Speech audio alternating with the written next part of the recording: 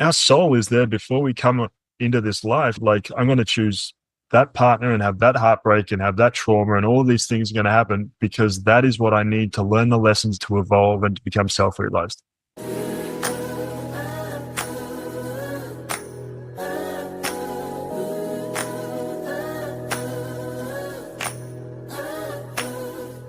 Thanks for coming back to my show today. My guest is a transformative coach and a facilitator specializing in men's work, rites of passage, relationship, intimacy, sexual empowerment, and alternative medicine. He is a leader in the evolution of modern men and deeply committed, as you will find through our conversation, to the healing of the masculine. Thank you so much for joining me here today. Welcome, Nic Warner. I'd like to share your perspective with my audience and with the world. Things like the need for initiation for the masculine and where that puts modern men right now. Delicate subjects like porn dependency and addiction and the antidotes to that, like semen retention and how that can lead to being multi-orgasmic, as well as all the things that you're learning with your deep commitment to relationship and now to fatherhood. So none of those things are going to be very surprising to you, I'm sure. No, they're some of my favorite topics. Yeah, and so important. And I want to start off by honoring you. I want to really appreciate and recognize not just the commitment that you have to all of those things and to who you show up as, but to the humility that you bring. You share the realness of your own journey. And I always see you as being deeply authentic. And so I really want to honor that you share with your audience and with the world the path that you've taken that has led you, that hasn't always been smooth. I'd like to know about is people's early years, either with their family of origin or something about their evolution from, their teen years. And wonder if there's something from that period of your life that you would share that might inform who you are now and what you're up to in the world.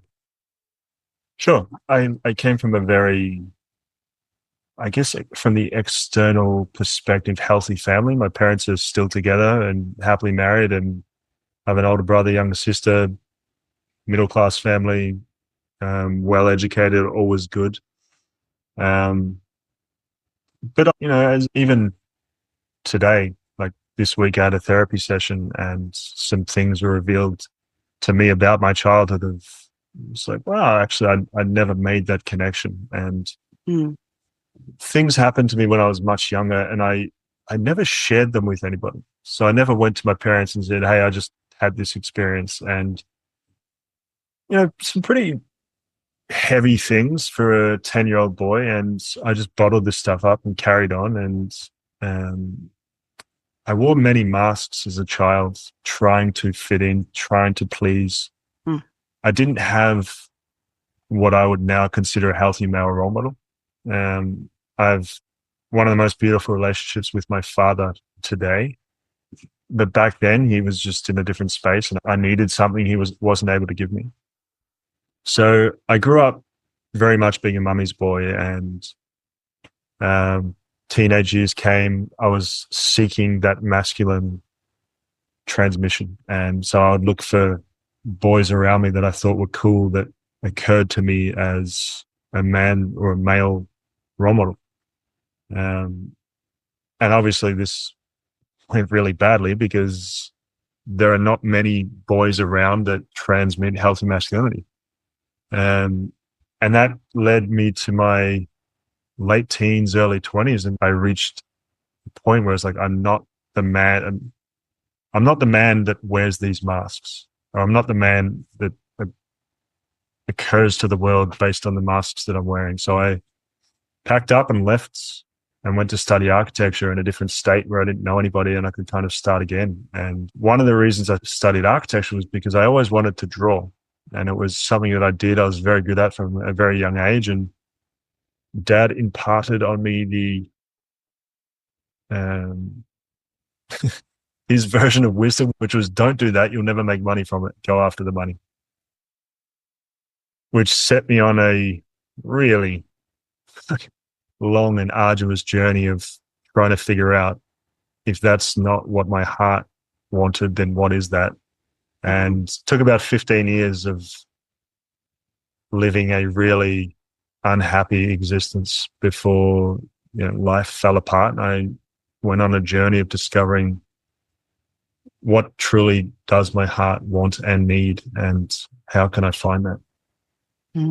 Yeah, it can be difficult for young people. And I was having dinner with my 26-year-old kid yesterday, and um, noticing how this trajectory of finding who it is that you want to be and what's going to make you happy, and having that conflict between following your heart and following your vision and following what you really deeply desire, and the expectations and pressures to show up in the way the world wants, to make money, to build the kingdom, how they're so in conflict, and how it's can be a really long journey. One of the things I saw you talk about recently was the lack of initiation rites, and the fact that Mm. people, just like you mentioned, men don't have male role models, healthy role models. And I'm wondering if the work that you're doing is an intention to facilitate that journey. You're exactly right. For so many people, there is perhaps an expectation of their parents, or a cultural trend or societal pull or whatever it is. It's like, oh, that won't look a certain way, or I might lose a friend if I do that, or I won't have the love and the respect of my parents if I do that. And because now with social media, and there's so much influence on our lives, and the role of initiation is to actually discover who you are. And this transition period of adolescent to manhood, we just don't have that. So we have a whole lot of men running around still psychologically stuck in boyhood, and a lot of them still absolutely lost and unsure of who they are and what they want and the direction that they're going. And there's no emphasis on purpose, which Yeah. is absolutely critical for men to find meaning, in something, in whatever it is they do. But when there's so much pressure to make money and to provide and to perform, because as a man in this society, if you do not perform, then your worth is less. So all of these men go out to make as much money as they can so they can get the car and the woman and the house and the whatever it is. Yet they're completely disconnected from the purpose and from the meaning that that brings. And we kill ourselves 4 times more than women do. And all of the stats, it is far more detrimental to be a man in this society than anything else. So what are the ways that you start? Because I have for many, many years worked with women, but increasingly I'm working with men and couples because I feel so much compassion for the need that men have. And, thank goodness men are working with men, because Mm. that's so needed. But when you approach supporting, say, a man in the early stages of his adulthood in finding his way without having had the initiation rites, what's the starting point for you? Where do you begin? It's almost like a peeling back of the culturally laid down expectations and the requirements and the societal recipe of do this and you'll be happy. And what most people figure out, often too late, is that actually that didn't make me happy at all. Hmm. But now they have the family and the mortgage and all of the things that actually did not serve their truest joy. And it's peeling back all of the stories and all of the layers. And it's like, okay, so what lights you up? Like, what's the thing that just fucking excites you, that makes you go, oh, if I just had time, perhaps freedom to do it, this is what it would be. Yeah. And figuring out how, depending on the phase of life that the guy's in, perhaps he doesn't have the opportunity to do that 24 hours a day. Perhaps he is stuck in a bit of a cage that he cannot escape from, or has so much responsibility that he doesn't have the time. I was fortunate enough to have the resources and none of the responsibility to follow every little thread of excitement that I had back then. And that allowed me to really deeply explore so much of myself and heal so much of myself. So, and many guys just don't have that opportunity. Mhm. Finding that thing that excites you, like that really truly lights you up, and often it's also the thing that scares you. There should be a little bit of fear around it. Yeah. I think even for men or men who have that opportunity, sometimes the thing that lights you up can feel like it's not going to lead somewhere. But what I know is that when we follow what we want and then dive deeply into it with trust, that usually we'll look back and we'll see a path that we couldn't have planned for. But trusting in that moment is really, really challenging. So I think that's why, Yeah, once you learn how to listen, yeah, you'll notice that the universe is always giving you little hints and little breadcrumbs. yeah. And for me, I didn't listen, and it's like 33 years before I started to listen. And one thing I realized is the further out of alignment you are in life, the harder the slap to bring you back. And Mm. because we just ignore it. We ignore it. We ignore it. The little thing, the little bit, the little message we ignore until it's too late. And then it's like, okay, well, have this. And Yeah. we get slapped so hard that we don't have a choice. So we're like, fuck, okay, I'll start to listen. And I never imagined I would do what I do now. The thing that excited me was the opportunity to heal. So that's what I did. I traveled for 3.5 years with the intention of healing. And each little step led to a breadcrumb, which led to the next step. It just all kind of unraveled in front of me. And as you said, I never would have planned that. The path was so random. Maybe the distinction between randomly following, and I don't know, I'm actually thinking this out loud. On the one hand, I think sometimes it can be not that powerful to just completely follow at random, but maybe it's having some kind of intention in the moment. Even if the intention is, I'm going to heal or I'm going to learn, the meaning that you make of the path that you follow seems important. Or do you think that you really just can be a free flowing person following whatever your desires are? Is there a No, distinction no, between those two things? I think you're exactly right. I was in Mexico and I met a woman, and we're all just having a conversation. She's like, I'm just in the flow. I'm like, yeah, but what is the intention behind the flow? And I was just, and there was no intention. And yeah, sure, that will work for some time. Um, but it's not as impactful if there is no intention. Mhm.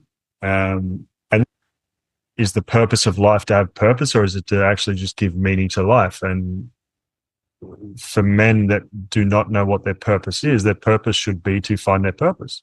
Mm. So suddenly there is meaning. It's like, what are you doing? Well, I'm discovering my purpose. But yeah, but you're going to play golf, and it's like, yeah, it fucking excites me. And then you're on the golf course, and then you meet a guy that's like, hey, I saw that thing that you've got on, that T-shirt. Where'd you get that? Oh, I drew it. Wow, really? Can you, like, these little breadcrumbs just pull you when you follow your excitement? But absolutely, there needs to be some kind of intention behind it. I just love that distinction and the way you described it. I hadn't the embodied experience of it. The difference between I'm going to play golf because I feel like going to play golf and I'm going to play golf because I fucking love it. I'm passionate about it. That small shift, but enormous. And so following the breadcrumbs of deep passion and fully entering it. Yes. You follow your deepest excitement, let go of any attachment to the outcome, and in every moment, just make sure that you're choosing the thing that excites you the most. I love that. There are often obstacles and power leaks to doing that. Like what's in the way of us doing that is usually the ways that we leak our power and leak our energy. And I Mm. see so much in the world, in my work, in my dating, in life in general, in the media, the impact of porn. And I want you to talk about it because I feel it's something very difficult for me to talk about because when I raise it, it almost inevitably is interpreted as shaming or judging. And I really don't mean it that way. I just feel that the impact of porn as it exists in our world is really damaging to sex, to good sex, to relationships, to intimacy, to empowerment, and to following the bliss of what our hearts really want us to do. And so you've talked about that in such beautiful ways. So can you share, your perspective on that? We can do an entire podcast on this. I know. Um, yeah, there are so many different threads to pull on. One being the reason porn is so free and easily accessible is because it absolutely uh, castrates you energetically. And there is no more an easily controlled man than one that is energetically depleted and just kind of numb. And this is exactly what porn does. It is a very shadowy, very dark world. And uh, precursor to this, I was heavily addicted to porn for many years. And it was one of the reasons my marriage broke down. It was one of the reasons I was not living my purpose because I didn't have the energy. I didn't have the drive. I didn't have the clarity to figure out what it was. I was completely numb. It wasn't just porn, it was alcohol and drugs, but I was completely numb to the fact that I hated my life. And my wife was incredibly unhappy because I hated my life and I had no purpose. And so I would just numb myself. Um, yeah, one aspect of the darkness of porn, especially the free porn, and this is where you get into sex slavery and childhood abduction, and Hmm. the whole human trafficking is a major part of the free porn industry. Yeah. Um, that's one aspect. If you look at the dysfunction that it creates within sex, um, the first time you watch porn, like the littlest, most vanilla thing is going to turn you on and have you blow your load really quickly because, oh my God, you've never experienced anything like this before. And your nervous system goes wild and your hormones go wild. But the longer you watch it, it's like, well, okay, that doesn't do it for me. I need something a little bit edgier. And I'm done with that. I need something darker. And the longer you watch it, the darker the stuff you need to actually be able to meet that level of arousal again. So the problem this has is you're with your partner or you're with a woman and she doesn't do or look like the things that you need to get you off. Before free streaming porn came online, which is about 2006, men under the age of 40 with erectile dysfunction was about 3%. Yeah. Now it's like Since 40 or 2006, something like that. It's like, I think it's gone up to like 30, 37%. 37%. Yeah, Yeah. exactly. Yeah. 37% of men under the age of 40 have erectile dysfunction. Is it all because of porn? Probably not. Probably diet and lifestyle and, fucking seed oils and all of the things, but it is a massive contributor to it. I think so. And the other thing is the way that they fuck in porn is most of the time not how your woman wants to be touched. Yeah. And it's very easy for women to be touched by a man and say, oh, well, this guy watches porn. Like just Absolutely. by the way that he touches me, I know that he watches porn. 100%. So true. I don't want to diminish or minimize the really dark aspects of porn that you've mentioned because those definitely need to be noted and, you know, acknowledged and super important. But I am more interested in what you're talking about now, and that's the more subtle aspects of how porn impacts us as partners in sex, but also for women, partly complicated because the whole sex positive world, of which, of course, that's part of the world that we all live in, especially in the work that we do.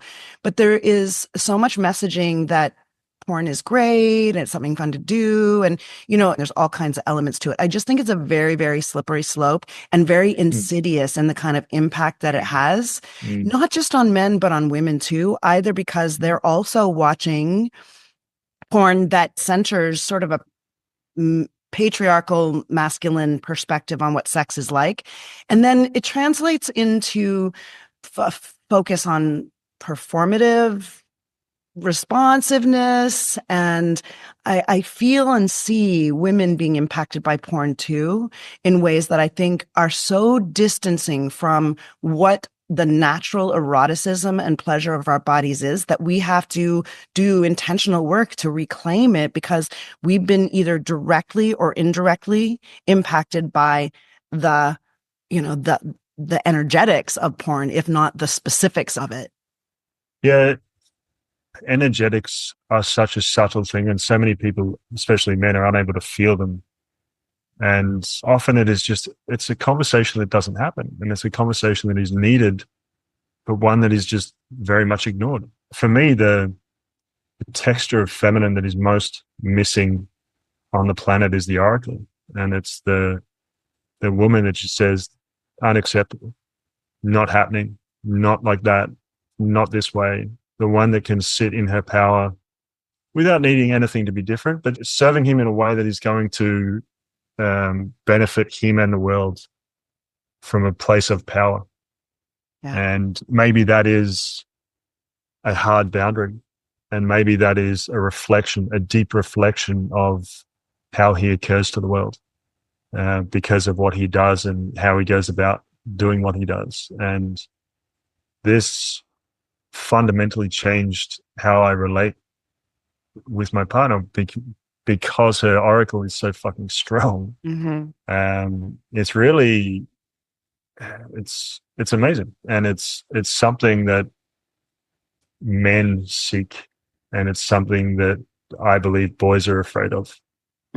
Beautiful. I loved the piece you did on that recently, that when she brings her truth and her oracle, that you can respond in different ways. And either you tighten up, and maybe it's the boy that tightens up and has a little bit of a freak out, or opens with a wide heart to it. And you said it beautifully. And I'll actually link to that particular Instagram piece in the show notes, because it speaks to it very, very beautifully.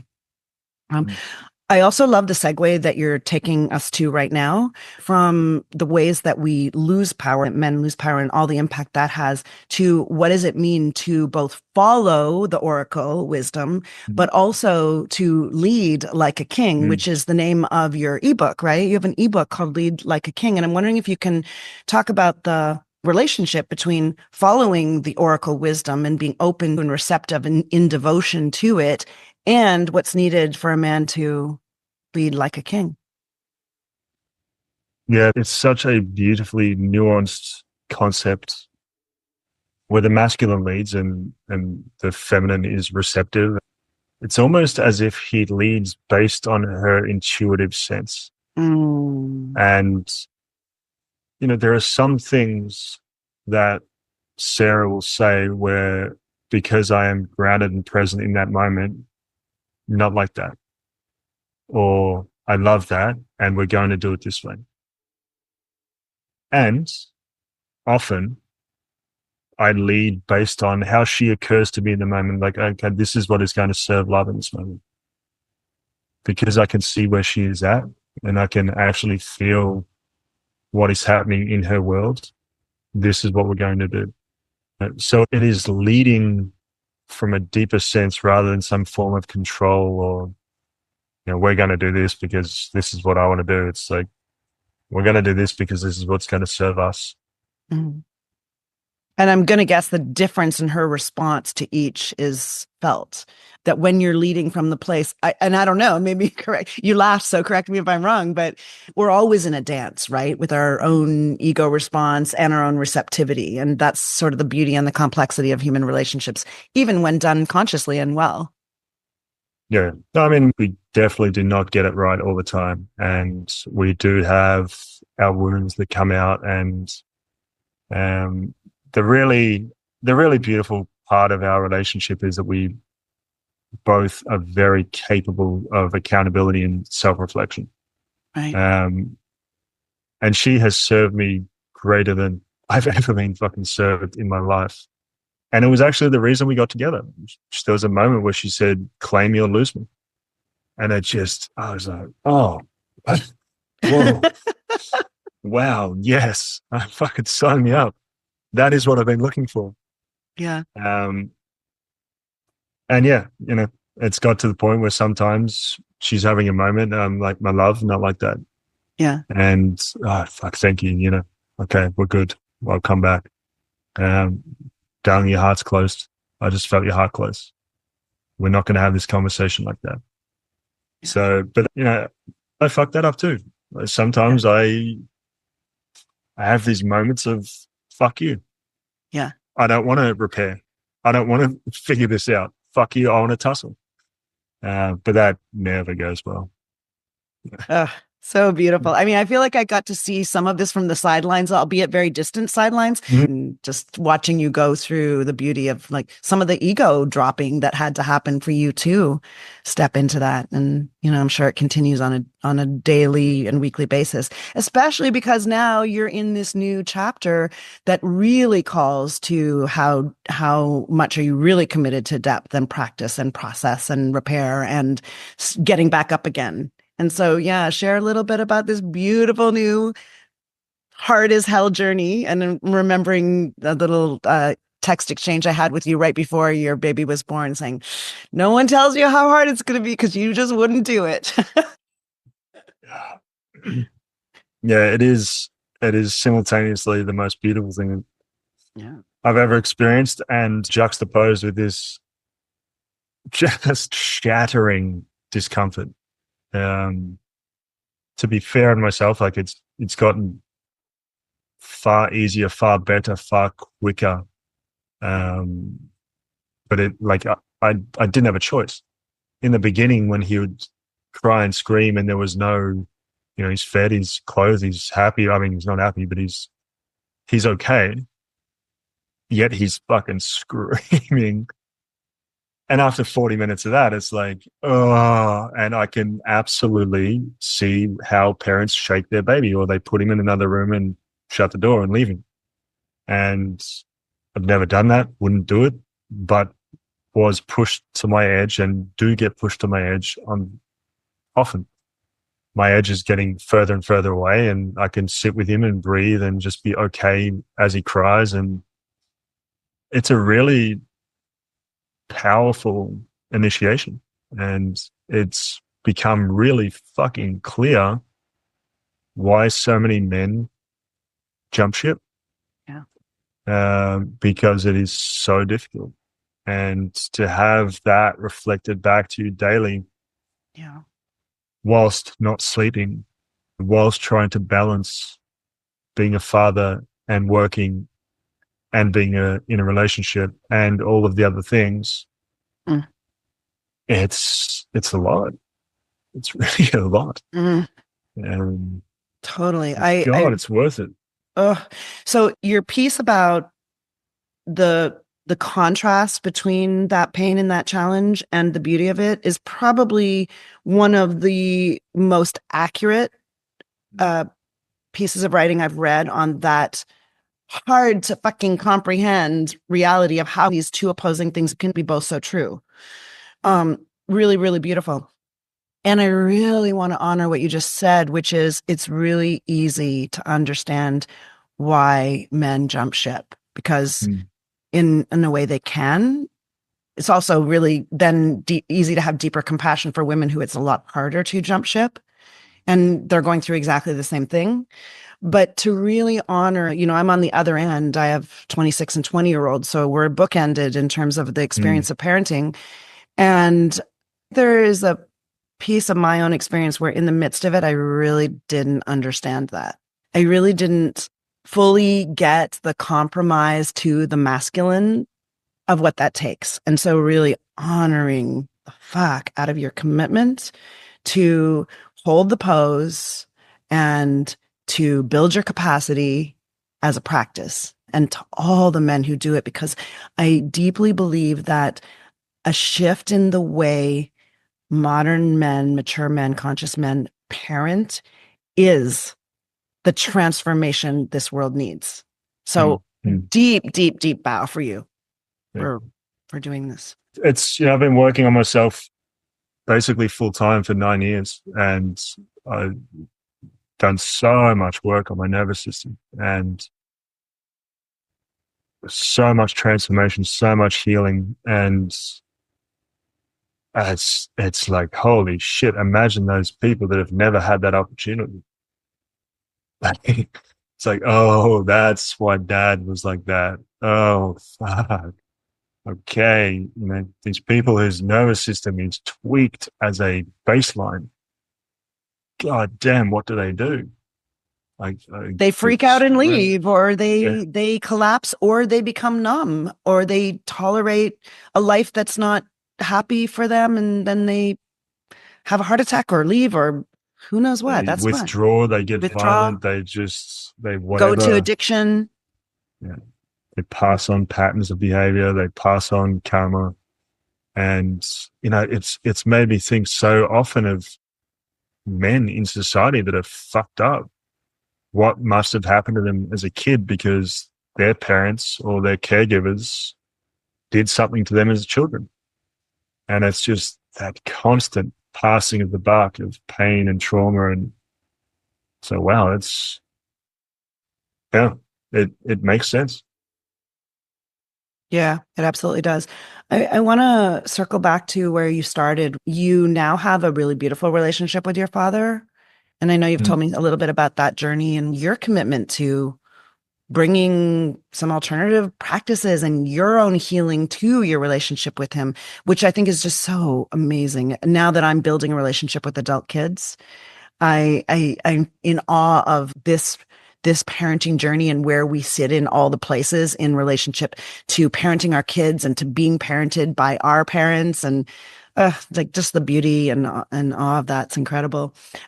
And I want to talk about the fact that you came from a pretty stable, even though it had its challenges that you had to grow beyond. And the same is true for me. I have many privileges in this lifetime, but I consider the fact that I come from a reasonably healthy, stable family that didn't have a lot of deep trauma. We all have our little t traumas, but and generational traumas, but I mm, consider that to be one of the biggest privileges of my life. And one of the reasons that I feel my job is to bring as much love and compassion and help people to embrace self-trust. That's my work, that's my job, that's my responsibility. And I'm wondering if you can talk a little bit about how that's showing up in your life right now, your path, what you're doing, how you're bringing initiation and support and transformation to the healing of men. Um, I had this moment in a retreat earlier this year, um, where we had to stand in front of a man and fuck, this will get me, I think.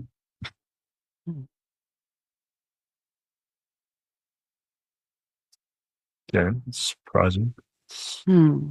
We stood in front of a man and we had to state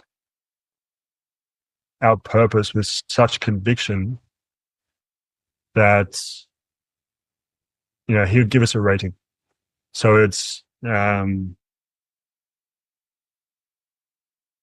something along the lines of I want to liberate the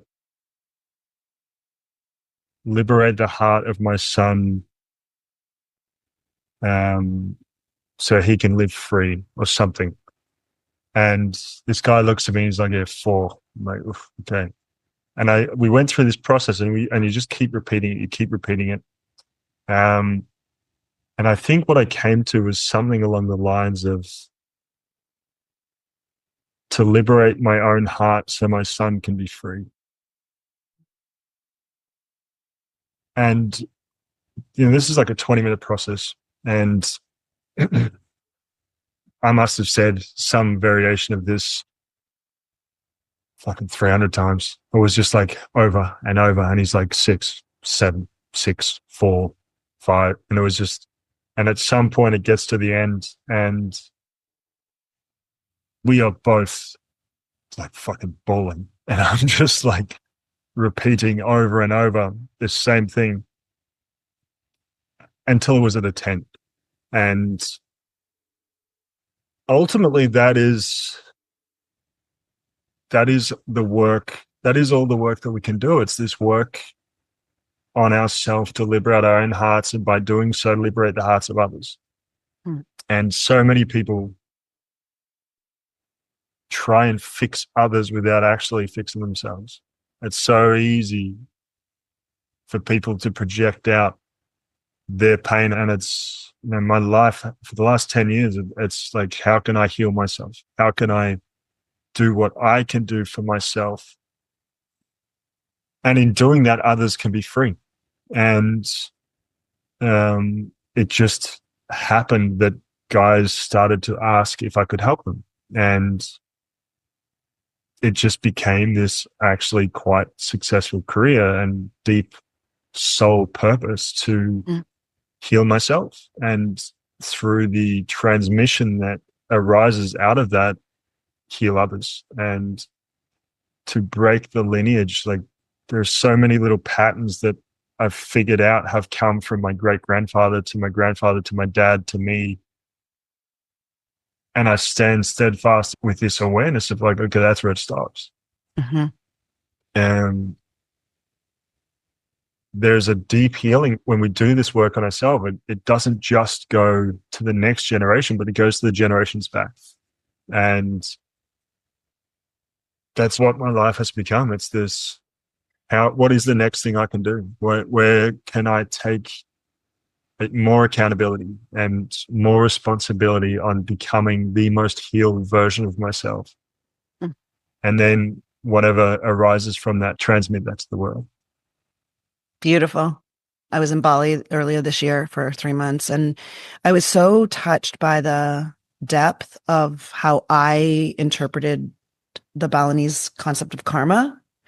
And, before I went to Bali, I had some kind of abstract idea of what karma was. But when I was there and I talked to people about their experience and see how they respond to adverse things happening to them or life, that it's all an opportunity to take self-responsibility, not just in this lifetime, but in past lifetimes too, and in future lifetimes. Like the depth of self-responsibility is the essence of love in a way. When we're deeply responsible for ourselves, then we are an opening for love and connection. For me, that is one of these insights that it's so fucking true. And it's not like a belief, but a knowing.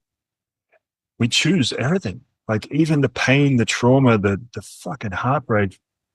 Somebody said to me many years ago when I started my journey, don't blame your father, you chose him. And I'm like, what the fuck does that mean?